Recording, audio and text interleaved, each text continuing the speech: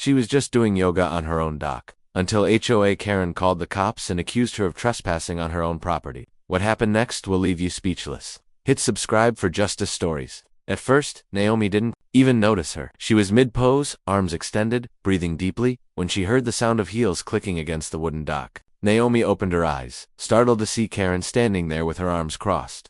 A phone clutched tightly in one hand. "Excuse me," Karen's voice was sharp enough to cut glass. "What do you think you're doing out here?" Naomi, trying to stay calm, replied. "I live here. This is our property." "I'm just doing yoga by the lake," Karen scoffed, shaking her head. "That's not possible. This area is for residents only. You people think you can just sneak into private communities whenever you want." Naomi's face froze, caught between anger and disbelief. "You people?" she repeated. "We own this ranch. My husband and I bought it last year." Karen laughed bitterly, her eyes narrowing. "Don't lie to me. I know every family in this neighborhood. You're trespassing, and I'm calling the cops." Before Naomi could even respond, Karen had dialed 911, pacing dramatically as if she were reporting a robbery in progress. Naomi was deep in her flow, her body balanced in a graceful warrior pose, arms stretched wide like wings reaching for balance. The morning was still, the lake shimmering under the rising sun, and the air carried only the sound of birds and the soft rhythm of her breath. She loved moments like these, simple, grounding, and entirely her own. But peace has a way of shattering. In the presence of certain people, the first sign was the sharp echo of heels clicking against the wooden dock, slicing into the quiet like a blade. Naomi's eyes flicked open, startled, and there she was, Karen.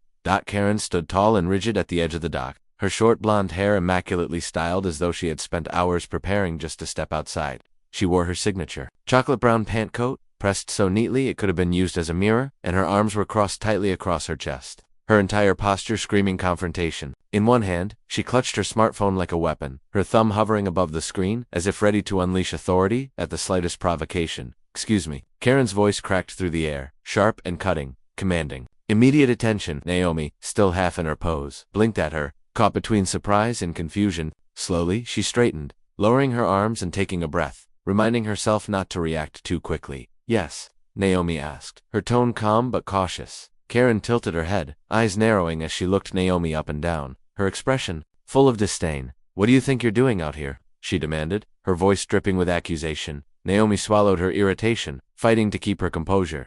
"I live here," she said firmly. "This is our property. I just doing yoga by the lake." Karen's scoff was loud and deliberate, her lips curling into a sneer. She shook her head as though the very idea was laughable. "That's not possible," she spat. "This area is for residents only. You people think you can just sneak into private communities whenever you want." The words landed like a slap, and Naomi's face hardened instantly. Her heart thudded in her chest as she replayed that phrase, "you people." Her skin prickled with a familiar blend of anger and disbelief, the kind she'd felt too many times before in subtle glances and unspoken judgments. But here, it wasn't subtle. It was blunt, ugly, and coming from a woman who, despite knowing nothing about her, had already made a decision about who she was and whether she belonged. "You people," Naomi repeated slowly, her voice sharp now, her calm demeanor cracking. Under the weight of the insult, she took a step forward, her eyes locking onto Karen's with unshakable intensity. "We own this ranch. My husband and I bought it last year. This is our home." Karen laughed, then a bitter, humorless sound that echoed off the water. It wasn't the laugh of someone amused, but of someone convinced they'd already won. Her eyes narrowed further, and she leaned in, pointing a manicured finger toward Naomi like a prosecutor making her closing argument. "Don't lie to me," Karen hissed. "I know every family in this neighborhood. I've been on the HOA board for 10 years, and I've never seen you at a single meeting. You don't belong here. You're trespassing, and I'm calling the cops." Naomi's jaw dropped slightly. She had been prepared for some kind of confrontation, maybe even some passive-aggressive comment about noise or using the dock too early. But this, being accused of trespassing on her own land, the absurdity of it would have been laughable if it weren't laced with venom. Her voice rose, steady but full of restrained fury. "You don't know me, and you don't know what you're talking about. This is our ranch, our lakefront. You have no right to speak to me like this." But Karen was already in motion, her heels striking against the dock as she paced back and forth like a guard dog that had spotted an intruder. She pulled out her phone, her fingers flying across the screen. 911. "Yes, I need to report a trespasser," she announced loudly, making sure Naomi could hear every word. "There's a woman down by the dock, and she doesn't belong here." "Yes, she's refusing to leave." Naomi stood frozen, her hands curling, interfists at her sides. She could feel the humiliation crawling up her throat like bile. Here she was, in the middle of her morning ritual, on her own property, being treated like a criminal because one bitter woman couldn't stand the sight of her. Karen's voice grew louder, more dramatic, her free hand waving as though she were narrating a crime scene. She's acting aggressive now. Yes, she's confronting me. Hurry. She paced in circles, her heels striking the wood with each step, her chocolate pant coat flaring behind her like a cape. She looked less like a concerned resident and more like a self-appointed sheriff, desperate to make a scene. Naomi shook her head, a bitter laugh escaping her lips. You have no idea what you're doing, she said softly, almost to herself. But inside, a storm was building. She knew what came next. The flashing lights, the questions, the suspicion, all triggered not because she had done something wrong, but because she existed in a space Karen decided she didn't belong in. Still, Naomi stood tall, her turquoise yoga set glowing under the rising sun. Her mat rolled at her feet. She refused to let Karen's words diminish her. She refused to shrink. And as Karen continued her theatrical performance on the phone, Naomi realized that this morning would no longer be about peace. It would be about proving, once again, that she had the right to stand exactly where she was. The sound came first, the sharp wail of sirens echoing across the lake like a warning bell. It sliced through the peaceful morning air, drowning out the birds, the rustle of trees, and even the gentle splash of water against the dock.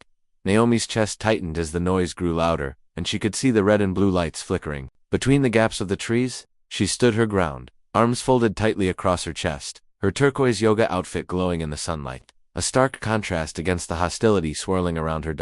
Karen, meanwhile, was practically vibrating with excitement. Her face was flushed red, her blonde bob swaying as she gestured wildly, pacing in frantic circles like she was directing some high-stakes operation. She waved at the incoming patrol cars with both arms, signaling as if she had just cornered a dangerous fugitive. For her, this was theater, her big moment to prove she was the protector of the neighborhood. 2 police cruisers came to a screeching halt near the dock.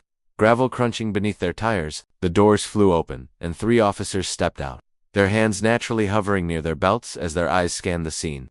The first thing they noticed was Naomi, standing tall but tense, and the second was Karen, running toward them like reinforcements had finally arrived. There she is, Karen cried dramatically, jabbing a finger at Naomi as though she were unveiling the villain in some crime drama. Her chocolate pant coat flared behind her as she pointed, her voice loud enough to rattle the still water of the lake. That's her? She's trespassing. She doesn't belong here. Naomi didn't flinch. She held her ground, her eyes fixed on the approaching officers. Inside, her heart was pounding, every muscle in her body alert, bracing for what she knew could come next. She had seen stories like this play out before, and they rarely ended well. Still, her voice remained steady, clear, unwavering. Officers, she said, her arms slowly uncrossing, palms open to show calm. This is my property. My husband and I own this ranch. We moved here last year. One of the officers, tall and stern, let his hand rest a little heavier on his belt as he studied her. Ma'am, we've had a call about someone on private property. Do you have identification? Before Naomi could answer, Karen burst forward, her face flushed with fury, her blonde hair catching the sunlight like fire.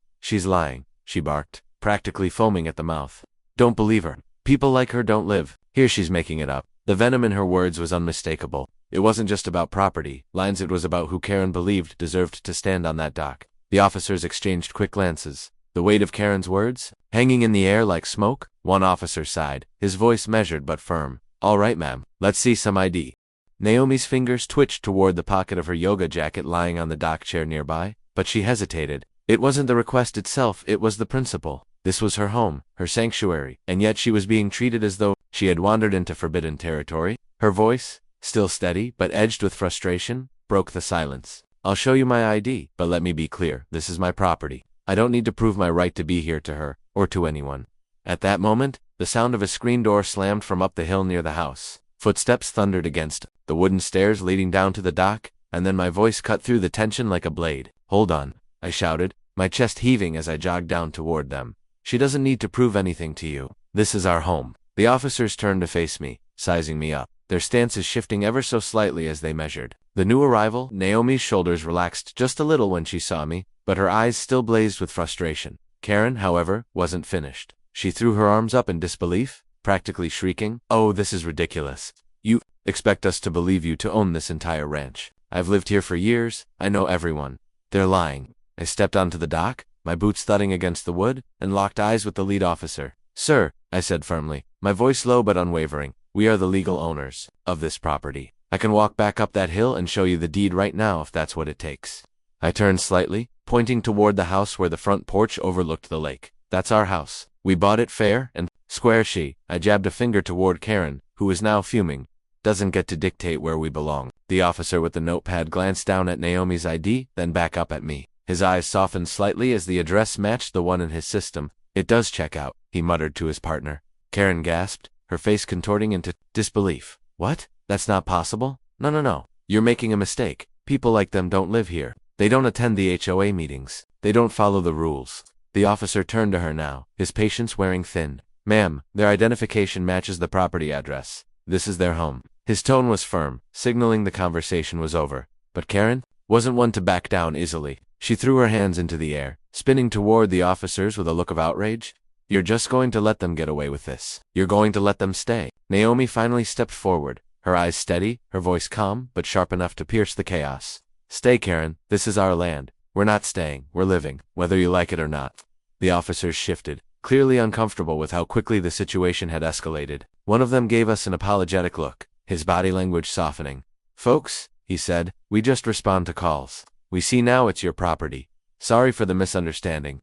Behind him, Karen fumed silently, her body shaking with rage, but her power was slipping away. For once, her words hadn't been enough. I could feel the heat rising in my chest as I strode down the dock, each step heavier than the last. My blood was boiling, my jaw tight, but my voice came out firm. Controlled, officer, I said, planting myself between Naomi and the flashing red and blue lights. I'm the deed holder of this property. Do you want me to go inside and grab the papers? Because I can, right now. Naomi, still steady despite the storm swirling around her, pulled her wallet from the chair beside her yoga mat and handed over her driver's license with calm, measured hands. Her composure amazed me. She was the one being accused. Yet she stood with a dignity Karen could never touch. Karen, meanwhile, rolled her eyes so hard I thought they might get stuck. She folded her arms across her pressed chocolate-brown coat, tapping her heel on the dock impatiently, and muttered loud enough for everyone to hear. These people always play the victim. It's pathetic. The lead officer took Naomi's license, holding it under the morning light, his eyes moving between the ID and the address on his notepad. He glanced at me briefly, then back at Naomi. Something subtle shifted in his expression, as though the reality was finally clicking into place. He gave a short nod toward his partner. Her ID matches the property address, he said quietly. Those words should have been the end of it, but instead, they lit a fuse. Karen exploded like a firecracker. What? She shrieked, her face turning crimson. Her blonde bob shook violently as she spun toward the officers, her voice escalating with every syllable. That can't be right. No. You're not seriously telling me they live here. I've been on the HOA board for 10 years, and I've never seen them at a single meeting. This is wrong. Something's wrong. The officers didn't reply immediately, but their body language told the story. Their shoulders loosened, their hands drifted away from their belts, and the tension in the air began to ease. They knew the truth now, but I wasn't about to let Karen's lies hang in the air like smoke. I stepped closer, just enough for my presence to fill the space. My voice low, but carrying the weight of everything we'd endured since moving here. Maybe that's because we didn't move here to be policed by you, I said evenly, locking eyes with Karen. We didn't buy this ranch to join your little meetings, or to ask permission to live our lives. We moved here for peace. But clearly, peace doesn't exist when you're around. Karen's face twisted, her lips curling into something between a sneer and a scowl, her fists clenched at her sides, her heels clicking as she stomped a step closer. You think you can just waltz in here and ignore the rules? We have standards, we have order. And people like you, she jabbed a finger at Naomi, and then at me, don't get to decide how things are done. The officer nearest her raised a hand, his voice calm but firm. Ma'am, that's enough. Their identification matches the address. This is their home. His tone left no room for argument, but Karen wasn't listening. She spun back toward the officers, her arms flailing as she ranted. No, you don't understand. I've lived here for years. I've seen every neighbor come and go, every family. They don't belong here. They're outsiders, and they're lying to you. Her desperation hung in the air, thick and ugly. But the officers weren't buying it anymore. One of them actually sighed, rubbing the back of his neck as though he wished he were anywhere else. Another gave Naomi a small, apologetic glance. Sorry for the misunderstanding, folks, he said, his voice carrying a note of regret. Just respond to calls. We don't know who's who until we get here. But you're right, it's your property. You're free to go about your day. Naomi let out a long breath, her arms falling to her sides, as if the weight of the world had been lifted, even if only slightly. But Karen, shaking with rage, wasn't ready to let go. She pointed again, her voice trembling now, no longer confident but desperate. You're making a mistake. You'll regret this. You'll see. The HOA won't let this stand. I turned toward her, stepping into her line of sight, my voice calm but cutting. The HOA doesn't own us. You don't own us.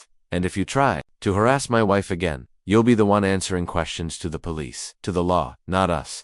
For the first time, Karen faltered. She opened her mouth, then closed it again. Her face twisted in a mixture of rage and humiliation. The officers, clearly done with her tirade, gently but firmly urged her to step aside. One of them added pointedly, "Ma'am, making false reports wastes our time and resources. You need to think carefully before calling us again without cause." That shut her up for now. She stood frozen on the dock, seething in silence as the officers handed Naomi back her license. As the cruisers slowly rolled away, their lights dimming in the distance, the tension began to ebb from the air. Naomi reached for my hand, her grip warm and steady, and I squeezed back. The lake shimmered behind us, calm and indifferent to the storm that had just passed. But as I looked at Karen, still standing there with fury etched across her face, I realized this wasn't over. She wasn't the kind of person to walk away quietly. No, Karen would stew, plot, and wait for the next chance to strike. Still, at that moment, with the truth finally spoken, and the police turning their backs on her lies, we had won. Even if only for the day, we had claimed something important, our right to stand on our land, unashamed and unshaken, and as the last echo of sirens faded, I made a silent promise to myself. We wouldn't let her intimidation define our lives here. This was our home, and no matter how loud Karen screamed or how many false calls she made, nothing was going to change that. Karen stood there, her face tight with rage, her jaw clenching, so hard I thought her teeth might crack. The officers had already turned away, clearly finished with her dramatics, but she couldn't let it go. Her fists balled at her sides, and her voice trembled not with fear, but with the fury of someone who had just lost control of the narrative she had tried to spin.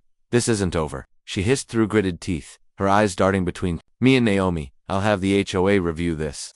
You people don't belong here. You'll never belong here." The venom in her words lingered in the air like a bad stench, but Naomi didn't flinch. She squared her shoulders, her turquoise yoga outfit catching the morning light like armor, and looked Karen dead in the eye. Her voice, when it came, was calm, measured, but sharp enough to cut through Karen's tirade. "We don't need your permission to exist," Naomi said firmly, "and we're not going anywhere." The words hung there, powerful and unshakable, and for the first time, Karen seemed to hesitate.